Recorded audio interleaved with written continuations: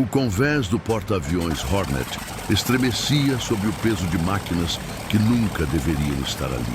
Bombardeiros B-25 Mitchell, enormes para aquele tablado de madeira, ocupavam cada metro de espaço. O mar Pacífico se agitava, frio e hostil, como se também esperasse pelo momento.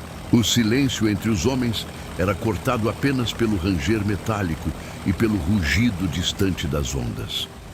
Era abril de 1942. Poucos meses antes, o Japão havia ferido os Estados Unidos com Pearl Harbor, deixando fumaça e cinzas sobre o Havaí. Muitos acreditavam que o inimigo era inalcançável em sua própria ilha, protegido pela distância e pela arrogância. Mas naquela manhã, no coração do oceano, um grupo de homens se preparava para desafiar essa certeza. Os rostos estavam tensos, mas não havia medo no olhar. Havia propósito.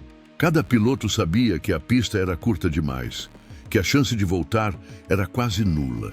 E mesmo assim, eles estavam prontos. Porque mais do que destruir fábricas e depósitos, sua missão era mostrar ao mundo que o Japão não era intocável. James Doolittle caminhava entre as aeronaves com passos firmes, o vento chicoteando o uniforme, a responsabilidade pesando nos ombros. Ele sabia que não era apenas um ataque, era uma mensagem gravada a fogo, lançada do mar contra a capital do império inimigo. Uma mensagem que ecoaria muito além das bombas. Quando o primeiro motor foi acionado, o convés vibrou como se anunciasse o impossível. A cada segundo, a tensão crescia. E então, como uma fera solta de sua jaula, o bombardeiro acelerou em direção ao vazio. O mundo inteiro, sem saber, estava prestes a mudar. O rugido dos motores ainda ecoava no convés quando a verdade se revelou. A América havia encontrado sua resposta. Não era apenas pólvora, nem apenas aço. Era o espírito de um povo que se recusava a aceitar a derrota. Aqueles aviões que rasgavam o céu sobre o Pacífico não carregavam apenas bombas, mas a esperança de milhões que aguardavam uma reação desde o ataque de Pearl Harbor. O raid de Doolittle não foi planejado para vencer a guerra em um único dia. Seus estrategistas sabiam que o impacto material seria limitado. Mas a guerra não se decide apenas em mapas e cálculos. Ela vive também no imaginário, na coragem, naquilo que cada soldado e cada civil acredita ser possível. E quando os céus de Tóquio tremeram com o som inesperado de bombardeiros americanos, algo quebrou dentro da armadura psicológica do Império Japonês. É essa a história que você vai acompanhar agora. Como um grupo de homens ousou desafiar o impossível, como cruzaram oceanos e fronteiras com combustível contado e coragem ilimitada, e como deixaram uma marca que jamais seria apagada. Uma história de audácia, sacrifício e destino. Antes de mergulharmos nos detalhes dessa missão, quero te convidar a se juntar a nós aqui no Vozes do Front. Inscreva-se no canal, deixe seu like para apoiar o nosso trabalho e escreva nos comentários qual fato da Segunda Guerra você gostaria de ver narrado em um próximo vídeo. Seu comentário pode inspirar a próxima história que vamos contar. O eco de Pearl Harbor ainda ressoava como uma ferida aberta. Em dezembro de 1941, o Japão havia mostrado ao mundo que a América não era intocável. O orgulho nacional fora dilacerado junto com os couraçados do Pacífico, e em Washington crescia uma única exigência. Era preciso devolver o golpe. Não bastava reforçar defesas, não bastava esperar. A nação clamava por uma resposta que ferisse o inimigo no coração. Foi nos gabinetes da Marinha e do Exército que surgiu a ideia ousada. O almirante Ernest King e seus estrategistas levantaram a pergunta que parecia insana. E se bombardeiros médios, projetados para longas distâncias, fossem lançados de um porta-aviões? Nenhum manual aprovava tal manobra.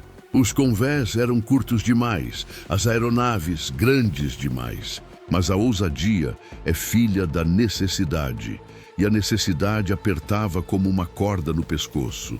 Para dar forma ao plano, alguém deveria assumir o comando. Não bastava ser um bom piloto. Era preciso ser um homem capaz de inspirar outros a atravessarem o impossível. O nome que surgiu foi James Harold Doolittle, condecorado, engenheiro, pioneiro da aviação. Ele não inventara a missão, mas aceitou carregá-la nos ombros como se fosse sua. E ao aceitá-la, sabia que também estava aceitando o risco de não voltar. Doolittle mergulhou no projeto com precisão cirúrgica. 16 bombardeiros B-25 Mitchell seriam modificados, retirariam blindagem, ajustariam tanques de combustível, reduziriam peso. Não haveria retorno ao porta-aviões. Não havia espaço nem estrutura. O destino era incerto, campos improvisados na China ou, na pior das hipóteses, a queda em território hostil. Era uma viagem programada para a incerteza. O treinamento começou em silêncio. Pilotos praticavam decolagens em pistas curtas, simulando o que enfrentariam no mar. Cada metro percorrido era uma dança com o abismo. Os homens sabiam que estavam prestes a se tornar peças de uma aposta arriscada, mas nenhum recuou. No fundo, todos compreendiam que a missão não era apenas militar, era psicológica. Mostrar ao Japão que sua capital não era intocável valia mais do que qualquer alvo material. Quando os B-25 foram içados para o convés do USS Hornet, a cena parecia a saída de um pesadelo. Aviões grandes demais para aquele tablado de madeira, alinhados como predadores deslocados de seu habitat. Marinheiros observavam incrédulos, conscientes de que estavam prestes a assistir a um feito jamais tentado. O próprio oceano parecia questionar, erguendo ondas pesadas contra o casco como se buscasse barrar a ousadia dos homens. Mas a decisão estava tomada.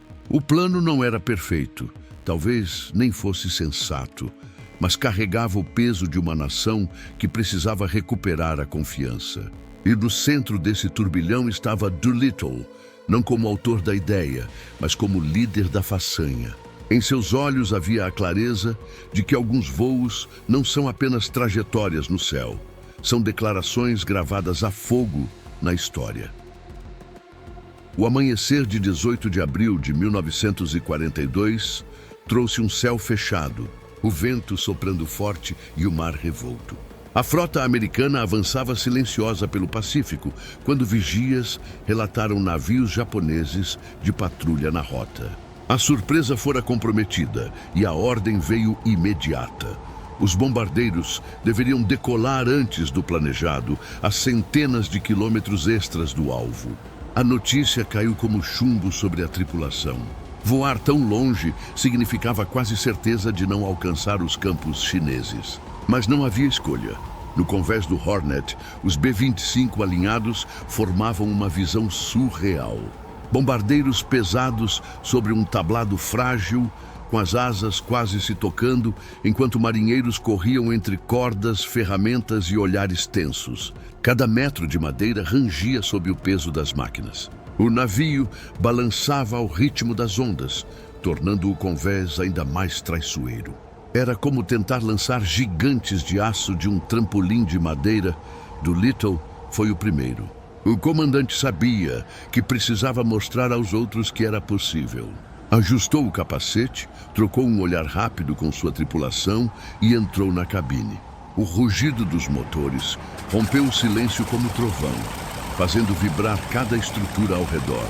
Marinheiros se abaixaram instintivamente, sentindo o vento quente das hélices.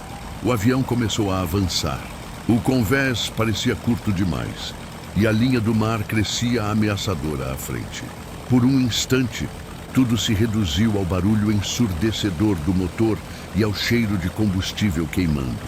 Então, no último metro de madeira, o B-25 saltou para o vazio. O casco quase roçou nas ondas, mas lentamente a aeronave começou a subir, arrastada pela coragem e pelo vento. Um rugido de alívio percorreu o Hornet. Os marinheiros ergueram os punhos. Alguns gritaram, outros simplesmente respiraram depois de prender o ar. O impossível havia acontecido diante de seus olhos. O primeiro bombardeiro desaparecia no horizonte e atrás dele viriam outros 15, cada um repetindo o mesmo salto para a incerteza. Um a um, os B-25 enfrentaram o abismo. Alguns levantaram voo suavemente, outros tocaram quase a superfície da água antes de ganhar altura. Cada decolagem era uma batalha vencida contra a lógica, contra o mar, contra o próprio medo. Não havia espaço para erros. Um deslize significaria explosão no convés ou morte certa nas ondas. Quando o último bombardeiro sumiu além da linha do horizonte, restou no porta-aviões apenas o eco dos motores e o cheiro de combustível no ar. Os marinheiros sabiam que tinham testemunhado história. Aquelas máquinas agora voavam para o coração do Japão, carregando consigo não apenas bombas, mas a esperança de uma nação inteira. E no convés vazio, homens e madeira compartilhavam a sensação única de ter visto o impossível acontecer. As horas de voo até a costa japonesa foram silenciosas e pesadas. Dentro de cada B-25, o som dos motores era constante, como um tambor marcando o tempo até o destino. O combustível era contado e cada homem sabia que não havia retorno. O céu cinzento escondia a atenção, mas não abafava o pensamento que se repetia em todas as cabines. Em breve, eles estariam sobre a capital do Império. Quando o litoral surgiu no horizonte, muitos prenderam a respiração. O Japão, que até então parecia um inimigo distante, ganhava contornos nítidos. Campos cultivados, cidades compactas, linhas férreas que cruzavam o território como veias de uma criatura viva. Não havia como negar. Estavam voando sobre o coração inimigo, algo que meses antes parecia impensável. Ao se aproximarem de Tóquio, o relógio pareceu desacelerar. A metrópole se estendia como um labirinto de telhados, fumaça de fábricas e rios estreitos. A capital estava viva, seus habitantes alheios ao rugido que crescia nos céus. Então, as portas das bombas se abriram e o silêncio foi rasgado por assobios que desceram sobre os alvos. As explosões iluminaram ruas e quarteirões, transformando a manhã em pesadelo. Depósitos militares, fábricas e estaleiros foram atingidos. O impacto material foi limitado, mas o psicológico foi devastador. Civis correram pelas ruas em pânico, sirenes soaram em descompasso, e soldados japoneses olhavam para o céu incrédulos. Como aqueles aviões inimigos haviam chegado até ali? Os B-25 passaram baixos, alguns tão próximos, que as asas refletiam nos telhados de casas. Tripulações podiam ver rostos apavorados olhando para cima, congelados entre o choque e o medo. Para os homens a bordo não era prazer nem vingança. Era a confirmação de que sua missão fazia sentido. O Japão não era invulnerável. A artilharia antiaérea reagiu tardiamente. Alguns projéteis subiram cortando o ar, mas a velocidade e a surpresa jogavam a favor dos americanos. Aviões inimigos tentaram interceptar, mas a confusão era tanta que não conseguiram alinhar um contra-ataque efetivo. Os B-25 seguiram em frente, soltando suas cargas sobre alvos estratégicos e desaparecendo na direção do interior. O céu de Tóquio ficou marcado por colunas de fumaça, como cicatrizes escuras. Para a população japonesa, foi o primeiro aviso de que a guerra podia atravessar oceanos e bater à sua porta. Para os homens que pilotavam aquelas aeronaves, foi a certeza de que haviam escrito uma nova página da guerra. O dano material podia ser pequeno, mas o impacto simbólico era gigantesco. Eles haviam provado que o impossível era possível e que o Império não estava seguro, nem mesmo em sua capital. Depois do ataque, o silêncio voltou a reinar dentro das cabines. O barulho dos motores era agora o único fio que ligava os aviões à sobrevivência. Não havia tempo para celebrar. O combustível marcava baixo e cada ponte de rio, cada curva de montanha vista do alto, lembrava que a travessia até a China estava longe de garantida. Os mapas nos painéis eram quase preces abertas diante do desconhecido. À medida que se afastavam de Tóquio, a realidade se impunha. A distância extra causada pela decolagem antecipada cobrava um preço impiedoso. Os tanques secavam rápido demais, e os cálculos mostravam que muitos não chegariam a um campo seguro. Ainda assim, nenhum piloto desviou. A ordem era clara: seguir para o oeste até a China ocupada e confiar na sorte, ou na coragem. Nuvens pesadas cobriam o céu e a escuridão chegou antes do previsto. Aviões perderam contato uns com os outros, restando apenas o instinto e a bússola. O Pacífico havia ficado para trás, mas a vastidão da Ásia parecia um abismo ainda maior. A chuva começou a castigar as fuselagens, borrando visibilidade, tornando cada minuto uma luta contra a queda. Um a um, os B-25 esgotaram combustível. Alguns tripulantes saltaram de paraquedas sobre vilarejos chineses, caindo em campos encharcados, cercados por camponeses que olhavam atônitos. Outros forçaram pousos de emergência em clareiras ou encostas, destruindo suas aeronaves em choques violentos, mas sobrevivendo por milagre. A sorte variava entre tripulações.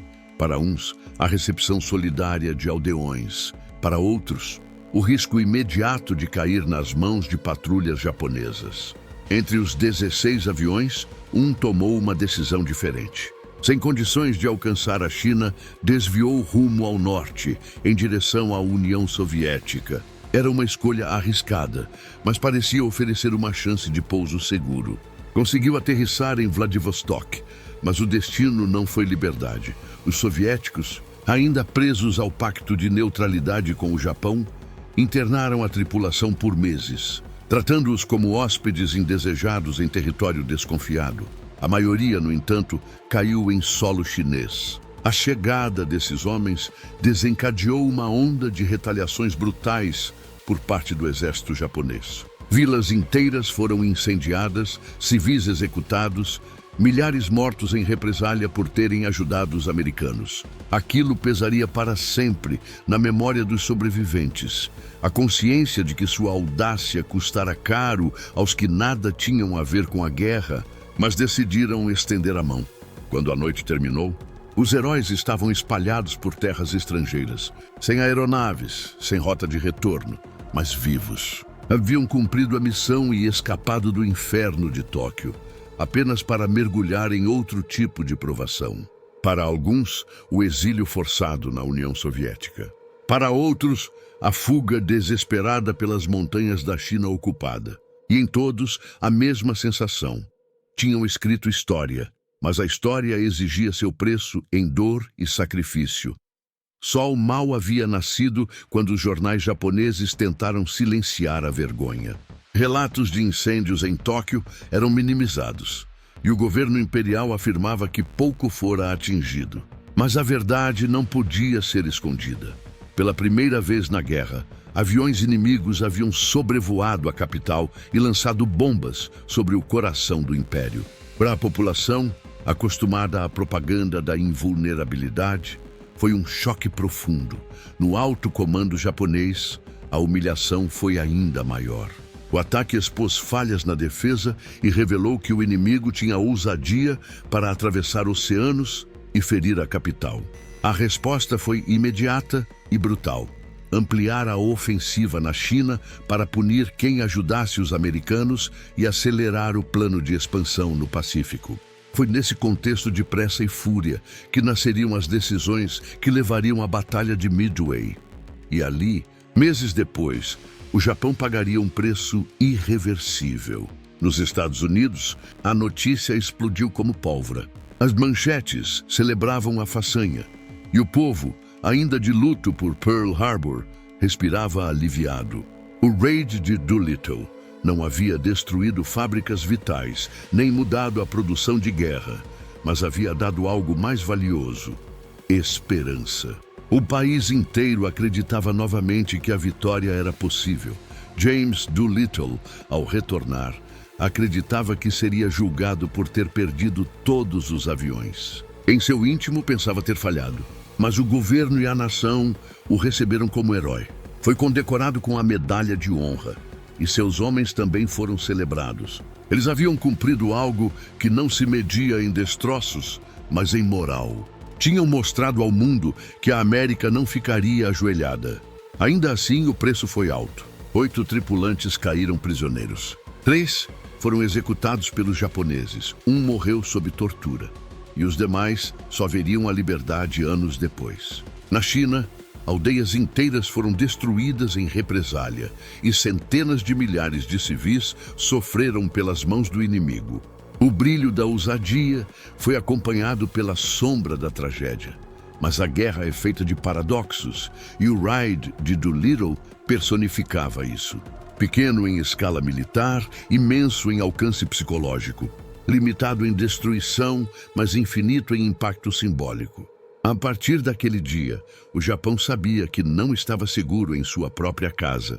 E os Estados Unidos sabiam que ainda tinham homens dispostos a voar rumo ao impossível. O eco dessa coragem atravessou décadas. O Raid não foi apenas uma manobra aérea.